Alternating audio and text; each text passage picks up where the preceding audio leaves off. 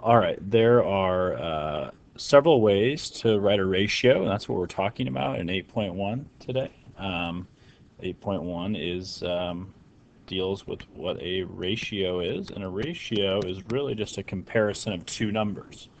There are three different ways to write a ratio. One is actually using the letters TO, so 16 to 11. Another way would be using a colon, and the other way would be using a fraction.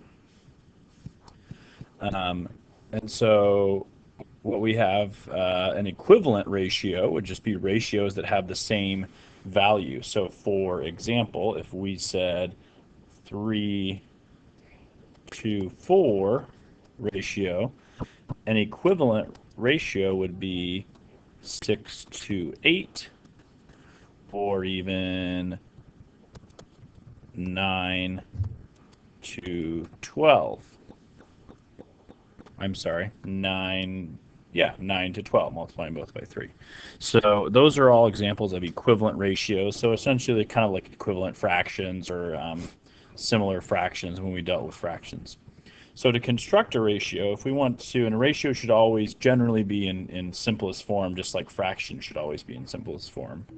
Um, so example one, constructing a ratio, use the table above to make the following ratios.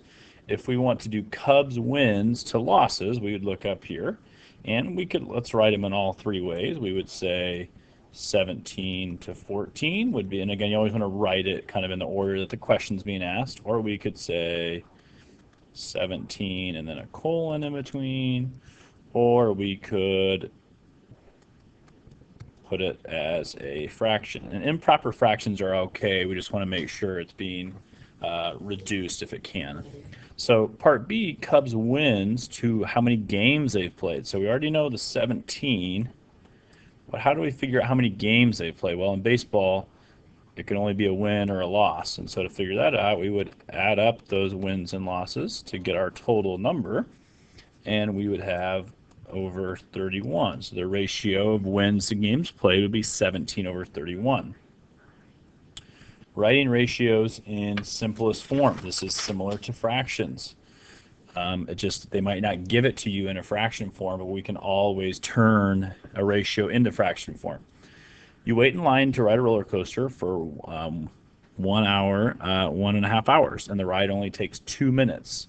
So what is the ratio of waiting time to riding time? So there's only one problem here though, is that one of them is in hours, the other one's in minutes. Whenever we're comparing things, you have to have the same units. You might have heard the phrase like comparing apples to oranges. Well, we got to turn them into the same units. So you could either turn minutes into hours, which would be a really tiny decimal because that would not equal that many hours, or we could turn 1.5 hours into minutes. And so 1.5 hours, well, to turn hours into minutes, we need to multiply by 60, and a lot of you probably know that anyways, would equal 90 minutes. So if we want waiting time, the question is waiting time to writing time.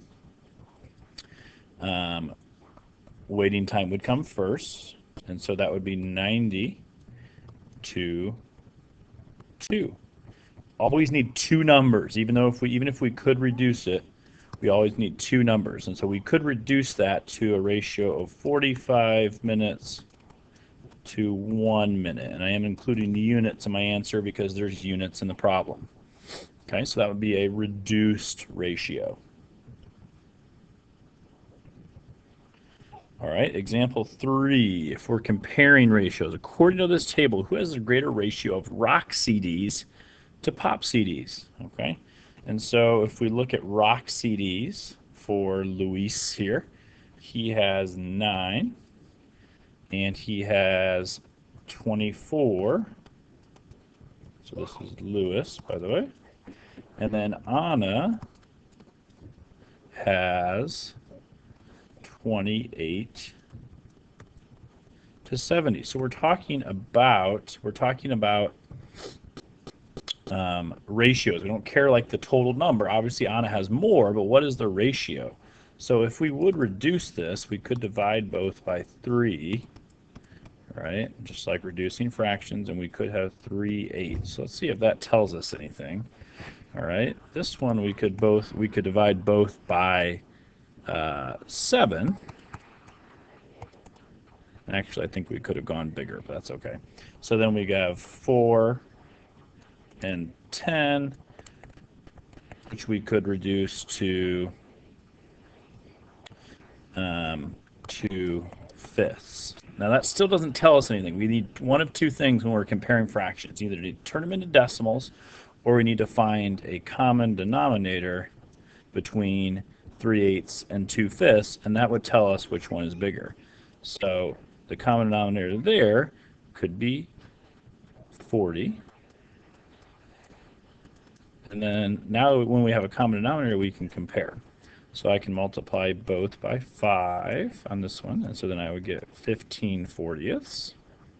And then here I need to multiply both by 8, and so I get 16/40. So it actually turns out that Anna has the higher ratio. All right, so this is just really like comparing, finding common denominators, fractions, stuff. We just kind of view it in a little bit different light here when we're talking about ratios. Okay, so your homework, it will be to potentially reduce fractions, or to write fractions in a different form, or to compare ratios. And again, we compared ratios. You could have also turned these into a decimal if you wanted to as well, by dividing 8 into 3 and 5 into 2, and then you would have had some decimals, right? You would have had to add a 0 and done a little work in that capacity. Okay? So your homework is going to be, if you look on Moodle, your homework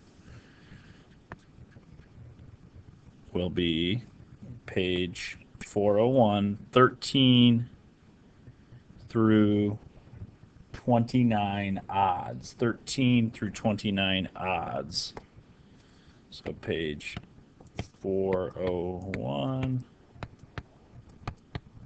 13 to 29 odds.